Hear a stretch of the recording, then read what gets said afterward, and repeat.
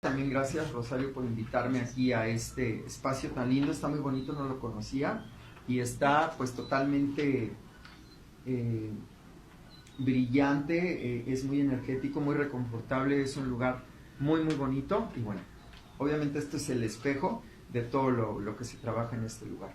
Eh, el día de hoy, además de conocernos en persona, me gustaría hablar un poquito para cerrar todo este trabajo de 40 días que se ha hecho ya en transformación biológica con un concepto muy importante que yo le llamé o elegí llamarle el jardín humano, porque bueno, el cuerpo humano es como un jardín y se desarrolla exactamente de la misma forma.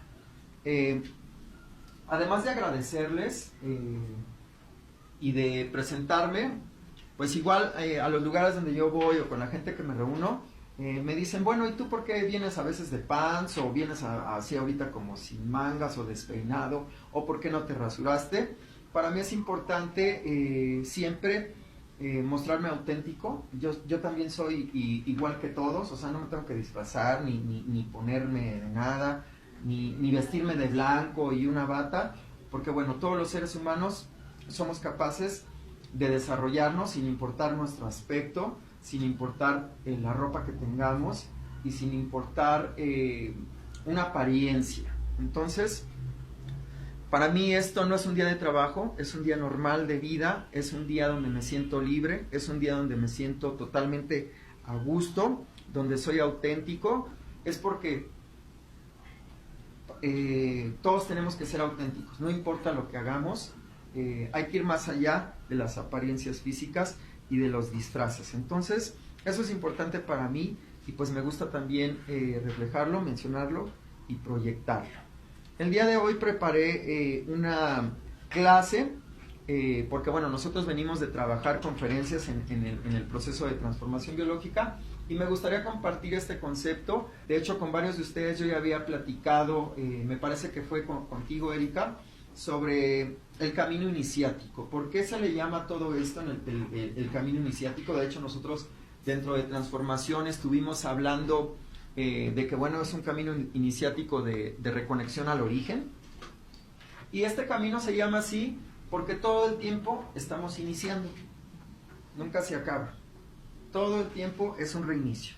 Así como hablábamos del reinicio, del atado, de que todo se vuelve a repetir, cada día nos volvemos a levantar, cada día nos volvemos a acostar, cada día nos bañamos, cada día volvemos a comer y cada día se nos presenta alguna situación por resolver, pues es el reinicio constante. Por eso es que a este camino de despertamiento, de encuentro con uno mismo y de autoconocimiento, se le llama camino iniciático porque todo el tiempo estamos iniciando. Nunca vamos a pasar del inicio, al menos aquí, en este plano donde existimos. Entonces, eso es importante tenerlo en cuenta porque nos va a ayudar mucho a cuando se nos presente algo que digan, bueno, pues esto yo ya lo había visto, yo lo había trabajado, ahora pues ya sabemos que estamos en el reinicio constante, en el retorno constante, como lo comentamos ahí en nuestro grupo, la transformación es día a día y a cada instante. Pues ahí en nuestra transformación ya tenemos 40 días de crecimiento, más todo el tiempo que tengan trabajando con la maestra Rosario, y bueno, pues a un árbol le lleva mucho tiempo primero crecer, después solidificarse, engrosarse, después tener muchas hojas, muchas ramas, y al final dar frutos. ¿Para qué? Para cuando alguien se acerque a ese árbol pueda tomar un fruto, pueda recibir sombra, se sienta seguro, pueda poner un columpio, etcétera, etcétera. Entonces nosotros al darnos cuenta de eso, pues tenemos que desarrollar mucha paciencia en este tipo de caminos y de desarrollo. Es importante hacer esta analogía porque tal cual nosotros somos una semilla. Entonces, esta es la primera parte con la que quería abrir y también le comenté a nuestra compañera Erika, por ahí en una plática que tuvimos, que en este camino iniciático hay un punto que se le llama el punto de no retorno. El punto de no retorno donde a mí me corresponde empezar a tener un camino propio, y lo comentábamos hace rato antes de abrir la conferencia. Hay un punto donde el árbol ya no puede volver a ser semilla. ya no puede volver a retornar a lo mismo, ya no puede volver a retornar a la conciencia antigua. Entonces esto es muy importante y se maneja en todos lados, hasta en el libro de las enseñanzas de Castañeda. El punto de no retorno es clave para nuestro desarrollo integral, por no llamarle de una sola esfera. Y bueno, cada uno de nosotros vamos a decidir cuál es ese punto de no retorno.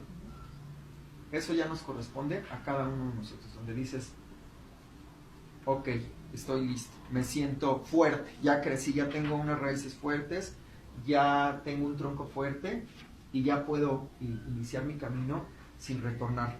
El día de hoy, bueno, nosotros al crecer aquí en México, obviamente tenemos una educación judeocristiana, el cristianismo está metido en nuestro programa mental, y lo que elegí para compartir en esta conferencia es cómo hacer un enlace con estas nuevas ideas que nos trajeron hace poco más de 500 años, que nos hicieron un cortocircuito desde que llegó esta nueva idiosincrasia para el desarrollo humano, para el desarrollo de la conciencia, fue haber retrasado miles de años.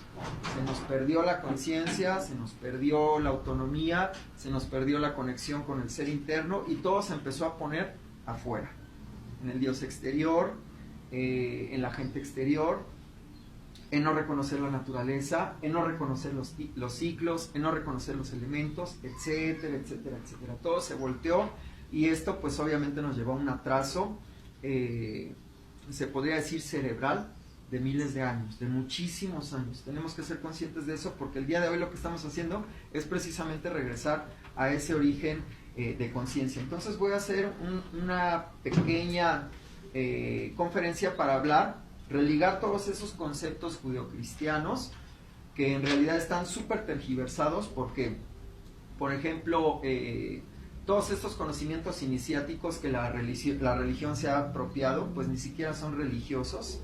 Esto que se le conoce en un principio como lo primero que se entregó, que fue la Torá, que fueron unas tablas que se entregaron hace muchísimo tiempo en el monte Sinaí, en 40 días, ahí está el número 40 que también nosotros trabajamos, pues fue un instructivo para que el ser humano entendiera de qué está hecho, entendiera cómo funciona, entendiera que es muy fácil perderse, entendiera qué lo constituye y que también entendiera cómo puede salirse de todas esas trampas que él mismo se tiende, porque al final nosotros somos los únicos que nos ponemos esas trampas. Entonces, todo esto que no nos pertenece, el día de hoy lo que vamos a hacer es ligarlo con un concepto evolucionista que sí nos pertenece, porque nosotros como mexicanos también dentro de nuestra sabiduría, dentro de nuestra genética, pues está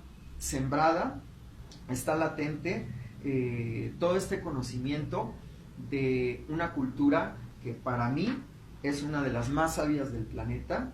De hecho, en monumentos o en representaciones cerebrales de la conciencia que llegó a tener el pueblo mexicano, que es, por ejemplo, la piedra que comúnmente se le llama el calendario azteca o la piedra del sol, que en realidad en náhuatl se llama Tonalmachío, que quiere decir las huellas del sol, el camino del sol. Pues ahí están representadas 4 eras que nos están hablando incluso desde cuando el sol ni siquiera se movía, cuando la tierra era de fuego. Entonces, el conocimiento que viene en esta cultura mexicana es impresionante.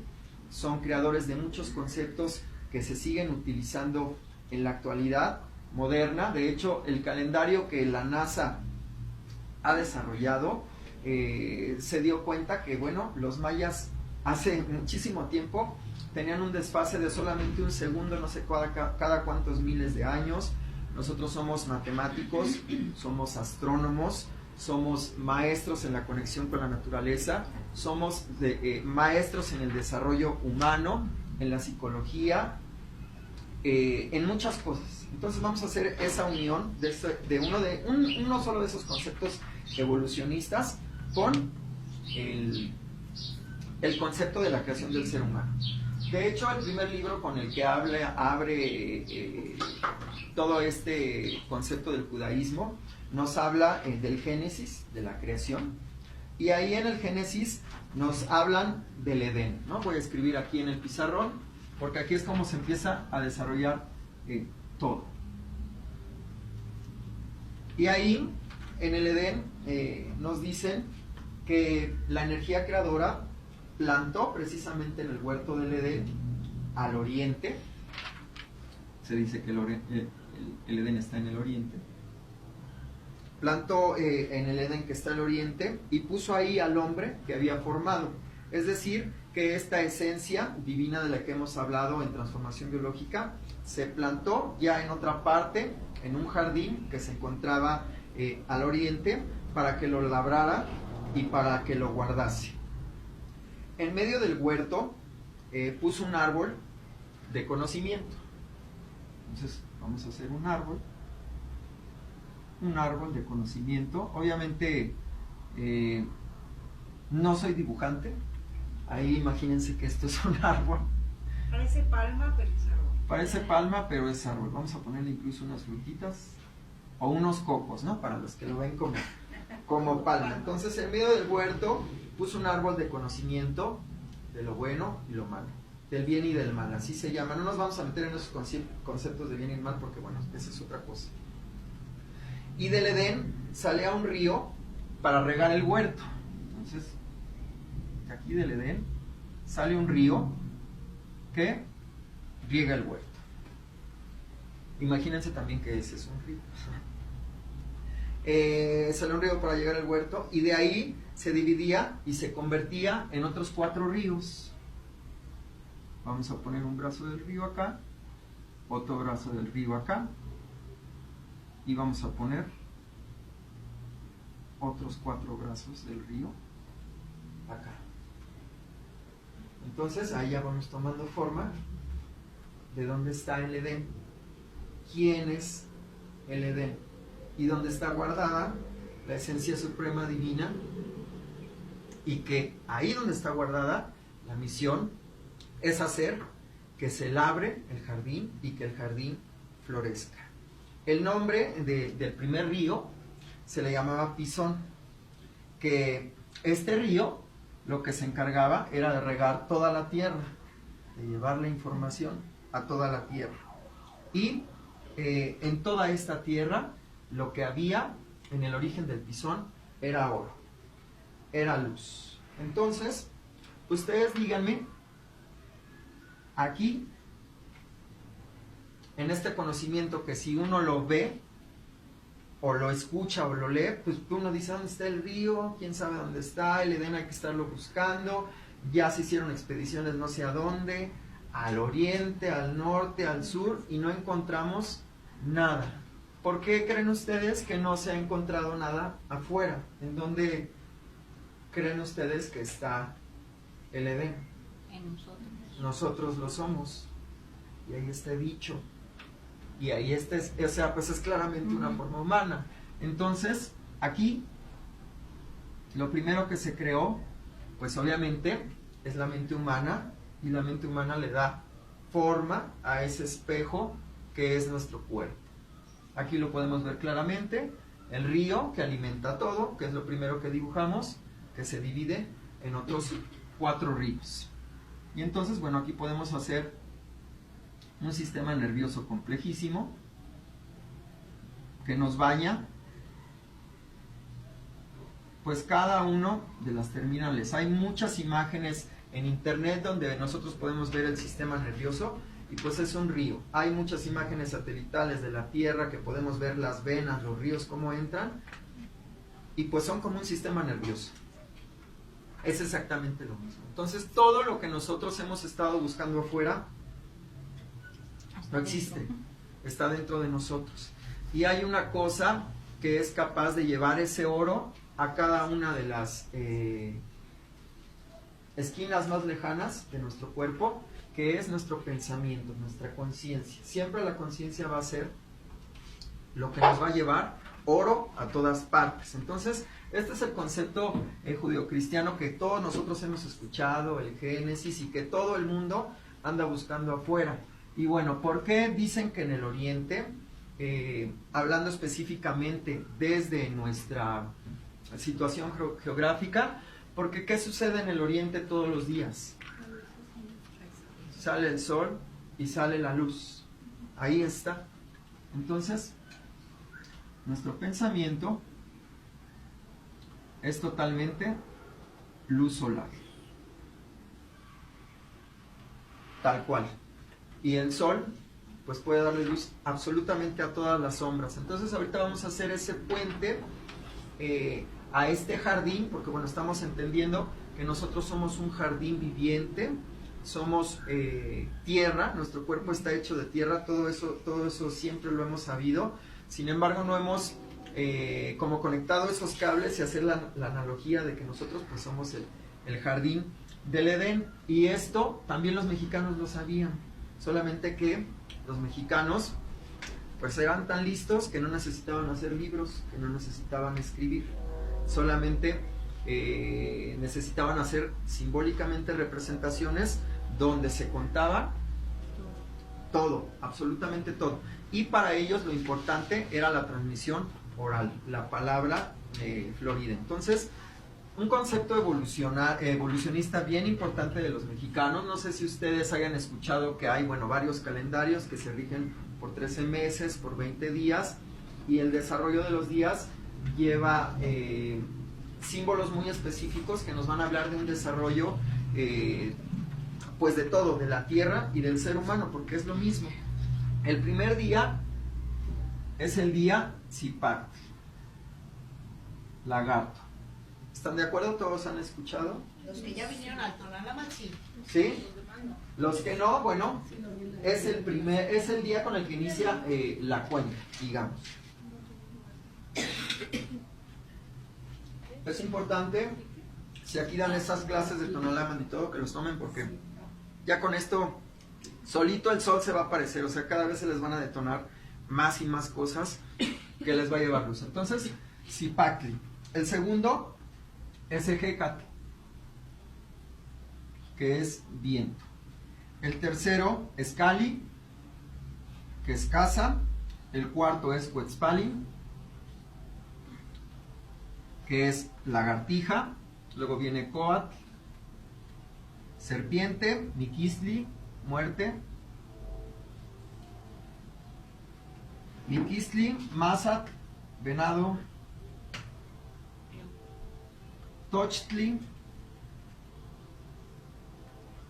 A ver cuál sigue, maestra. A ver, usted que ya vio el Tonalá, más lo está viendo su acordeón.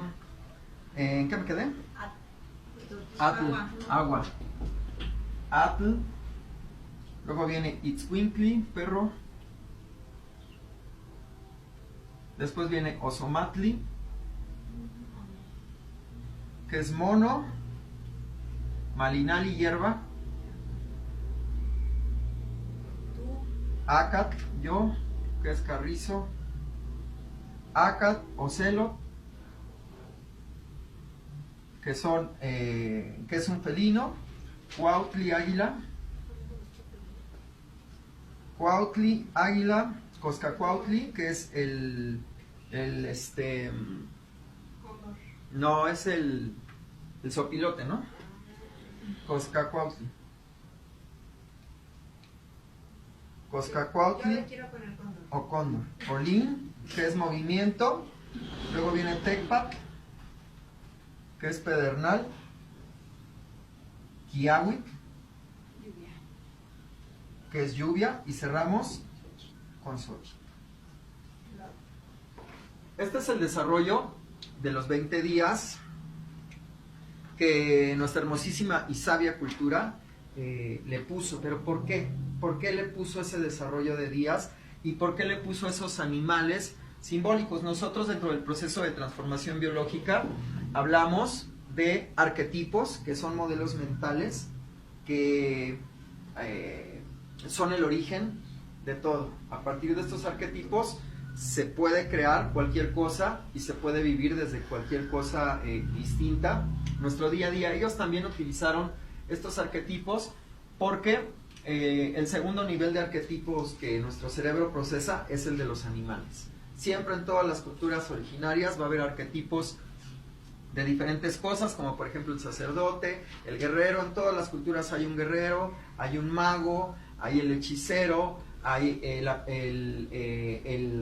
rey o hay el emperador. Esos son los primeros arquetipos. Los segundos arquetipos son todos los animales y todos los símbolos de la naturaleza. Pero bueno, ¿por qué les pusieron esto y cómo lo vamos a desarrollar con el Edén, el jardín que somos nosotros, ¿no? El cipacli, el lagarto, pues todos sabemos que es el animal más antiguo de la Tierra. Son los primeros, pues sí, los primeros seres que se manifestaron sobre nuestro planeta. Y estos animales, ¿qué característica tienen? ¿Qué característica tiene un lagarto? ¿Qué se les viene a la mente? Su piel es dura. Se arrastra, tiene la piel dura, Frío. ¿En dónde se la pasa el mayor tiempo En el pantano. en el pantano? ¿Y luego qué hace? Se sale al sol. Se sale al sol. Entonces, el lagarto no existía y de repente emergió del agua. Lo mismo le pasó a nuestro planeta Tierra. El planeta Tierra, las montañas y todo emergieron del agua. Esto también está en el Génesis. Al principio se dividieron las aguas. Entonces, la Tierra nació como un lagarto. Estaba todo dentro del agua, escondido, y surgió. Por eso ellos escogieron el lagarto como lo primero, lo principal. Nosotros como seres humanos, ¿de dónde venimos? Del agua. Aquí adentro está lleno de agua. Y como un cipacli, como un lagarto, emergemos del agua. Ese también es el primer paso del desarrollo del ser humano. O sea, fíjense la profundidad simbólica que hay en el desarrollo de los días y en el desarrollo de las energías y en el desarrollo de la evolución del ser humano y del planeta Tierra. Es increíble lo que los mexicanos hicieron con esto. Entonces, ya tenemos nuestro primer checkpoint, digamos, del desarrollo de la Tierra y del ser humano. Ahí nos hablan que, bueno, obviamente al nacer y ponerse todo en movimiento, empieza a haber viento. Nosotros, una vez que salimos del agua, ¿qué hacemos? Respiramos. Lo primero que hacemos es respiramos. Ahí está el segundo paso evolucionista del ser humano. Por eso, también las energías hacen este tipo de evolución, porque todo es un espejo. Ellos vienen de una memoria tan antigua, tan antigua, tan antigua, que supieron identificar y darle nombre a todas las energías que construyen lo que nosotros conocemos como realidad. Es increíble el conocimiento mexicano. Increíble. Grandioso. Luego, que nosotros ya nacimos como lagartos del agua y empezamos a respirar, pues nos damos cuenta que nosotros vivimos dentro de una casa, dentro de un cuerpo. Entonces, o sea, van en perfecta evolución. Es increíble, increíble. Somos unos bebés ya dentro de una casa y de repente ese bebé, ¿qué es lo que empieza a hacer? ¿Qué es lo primero que hace? Bueno, después de comer, un poquito ya más adelante en la evolución. Antes de caminar, ¿qué hace? Se arrastra. Es una lagartija y una serpiente. ¿No es maravilloso esto? A mí hasta se me enchina la piel con todo este conocimiento. Entonces, Quetzalcoatl, Coatl, se arrastra. Nuestra primer representación simbólica de nuestro crecimiento son los reptiles. Después de venir del agua, después de respirar, de saber que tenemos una casa, y nosotros, pues como los reptiles y como las lagartijas, lo primero que hacemos es arrastrarnos. Somos un ser que repta, un reptil. Posteriormente, esa etapa de nosotros muere. Miquistli, se acaba esa etapa. Viene una etapa totalmente distinta, donde se muere toda esta etapa, primera etapa evolucionista, llamémosle. Después, si nos damos cuenta, aquí ya entran otro tipo de animales, ya no son reptiles, van a empezar unos animales que son los mamíferos. Empieza el masa, que obviamente es un venado, es inquieto, es un ser asustadizo, muy nervioso, como nosotros cuando somos niños, estamos totalmente pegados a la esencia femenina, y bueno, empezamos a tener conocimiento de los temores que hay en la tierra. Y pues el conejo no se diga, el conejo hasta un paro cardíaco le puede dar, porque están de acuerdo que su corazón está al 1000 por hora. Empieza a correr esta energía del agua por nuestro cuerpo. Aquí están hablando exactamente de lo mismo con el atl y los ríos que nos componen. Luego viene pues toda esta inquietud del Iscuintli, toda esta felicidad y toda esta capacidad que empieza a tener el ser humano de erguirse, de empezar a utilizar las manos, como los monos, porque el ser humano empieza como un monito, a agarrar todo, a subirse a todos lados, y bueno, obviamente los monos, a diferencia de los venados y de los conejos, pues sí tienen manos, empiezan a ocupar ya sus manos. Entonces, es bellísimo porque utilizaron este tipo de símbolos para expresar la evolución de todo. La Tierra evolucionó en estos mismos sentidos, el ser humano evoluciona en este mismo sentido, es un espejo. Después vemos que, bueno, me paso de este lado, sí ven todos, sí, ¿verdad? Sí. Además es que el mono tiene como un creativo. Sí, el mono ya empieza a utilizar Se pierde la herramientas. creatividad, que se expande, que Exactamente, es maquinaria, exactamente. Llegamos a la siguiente energía creadora, al siguiente símbolo, que es Malinali, la hierba. Empieza nuestra expansión y nuestro crecimiento hacia arriba, porque la hierba no crece en ningún otro lugar más que hacia arriba o hacia abajo. Hacia arriba o hacia abajo. Y esa hierba, cuando llega a fortalecerse, se vuelve un carrizo, que ya es inquebrantable, ya no se dobla, ya no se parte, se necesita algo mucho más que una fuerza, digamos, ordinaria para romperlo. Después empiezan otro tipo de animales ya increíbles. Empieza, bueno, obviamente el ocelot, que está antes de todos los animales voladores. Aquí el ocelot, en la cultura náhuatl, está asociado al sentido del oído. Yo tengo que saber escuchar no solo lo que pasa afuera, sino escucharme. ¿Qué me estoy diciendo? ¿Qué mensaje me estoy diciendo a través de todas las palabras? Eso lo vimos en transformación. Todos los mensajes de autodestrucción me los digo yo mismo. Todos los mensajes que están creando la realidad que me rodea, me los estoy diciendo yo mismo, a mí mismo. Entonces la palabra es precisamente la puesta en acción de dos de las energías más poderosas que tenemos, que es el pensamiento y los 4 elementos que nos conforman.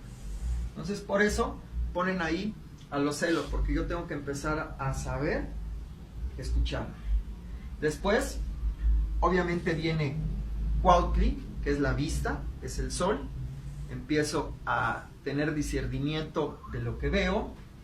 Ya sé utilizar 2 de mis sentidos más poderosos, que es el oído. Y la vista, ya empiezo a tener capacidad de acercarme a la conciencia. Cuando sé ver, cuando sé escuchar, como el águila, precisamente como es el ser que más cerca del sol vuela, está aquí, en esta parte. Aquí yo ya soy consciente de lo que digo, de lo que interpreto con lo que estoy viendo. Cuando me doy cuenta de esto, me voy a hacer consciente de lo que de que lo único que me estoy diciendo y viendo e interpretando, pues es pura carroña, es pura muerte. Y tengo que empezar a comerme toda esa carroña que me estoy generando para transformarla en vida. Por eso está ahí el sopilote. Es increíble este conocimiento evolutivo. Una vez que yo soy capaz de oírme, de ver, de pasar por este tipo de desarrollo, entonces sí voy a llegar a un movimiento propio, a este movimiento galáctico. Si se dan cuenta, aquí ya se terminaron los animales de la naturaleza. Empezamos con los prehistóricos, seguimos con los mamíferos, seguimos con el jaguar, con los animales que vuelan, y aquí ya comienzan los elementos de la naturaleza, porque los elementos de la naturaleza obviamente tienen una evolución mucho mayor que el ser humano. Entonces, una vez que el ser humano está completando su ciclo de desarrollo, lo único que lo puede proyectar o simbolizar es la naturaleza, el movimiento de las estrellas, los eternos retornos, los ciclos, la flor de la vida, todo lo que vimos en transformación. Después viene ya un pedernal que dentro de la cultura mexicana lo que significaba ya era un conocimiento abstracto, una manipulación de las energías naturales, porque el pedernal ya se tenía que construir, ya hablaba de un proceso mental distinto y ya es un símbolo de sabiduría, el pedernal. Entonces aquí ya soy sabio, ya puedo manipular los elementos de la naturaleza. ¿Vamos bien o voy muy rápido para los que están? ¿Sí? Ok, aquí ya puedo manipular los elementos de la naturaleza. Obviamente después que puedo hacer todo esto, ya puedo ser como la lluvia. ¿Qué hace la lluvia? Limpia, fertiliza, hidrata, hace crecer las cosas. Exacto. El agua pues tiene el poder curativo más grande. Fluye. Deja fluir. Fluye, exacto. Puede destruir rocas, puede destruir todo eso que esté ahí. Todo lo áspero lo vuelve liso. Todo lo áspero lo vuelve liso, wow. Sí. Es increíble eso, ese concepto que acabas de mencionar. Y al final, la cosa más hermosa de la naturaleza y lo más evolucionado, que lo único que hace ya no es ni moverse, sino simplemente embellecer absolutamente todo, que es la flor. Por eso está la flor hasta el último, porque ya estoy en florecimiento, porque ya me dedico a embellecer todo. ¿Y dónde crecen las flores? En los jardines. En las montañas. Exacto. No solo eso, no solo embellece, sino deja su semilla. Deja semilla, perfuma, Para que vuelva a renacer. embellece, ya es la máxima expresión y creación de la naturaleza evolutiva de la tierra y del ser humano. Por eso para el mexicano la palabra tenía que ser florida, la existencia tenía que ser florida, la guerra interna es una guerra florida. Eso de que hacían guerras para sacrificar y sacar corazones es mentira, eso no es cierto. Si una civilización que tenía este tipo de desarrollo conceptual, evolucionista, expansionista, ¿creen que se van a dedicar a lo que la historia moderna nos dice? Jamás. Eso es mentira. Entonces nosotros a lo que tenemos que llegar en la evolución es hacer florecer nuestro jardín. Nos tienen que crecer flores por todos lados. Flores. Obviamente hay flores que también son carnívoras. El ser humano, cuando está en este camino de despertar, a veces tiende a confundirse con el dejar pasar todo, no actuar, como ser todo bonito y buena onda para todo. No, también hay flores carnívoras y yo tengo que saber cuándo soy una flor carnívora cuándo soy un jaguar, cuándo soy un reptil, cuándo soy un águila. O sea, cuando yo llego ya a este tipo de conciencia me puedo convertir absolutamente en todo esto, en el momento que yo quiera, en el momento que yo quiera, en cualquier momento de la vida, en cualquier proceso, cualquier duelo, que es lo que desarrollamos en transformación biológica. Pues si estoy experimentando por primera vez tal cosa, tengo que regresar al proceso evolutivo. No me lo puedo saltar. No puedo. Porque las energías están construidas así. Si de repente yo ya me di cuenta, ya vi qué está sucediendo y quiero hacer que no sé nada y que estoy en el principio, ¿qué va a pasar? Incoherencia y choque energético. Entonces, ustedes díganme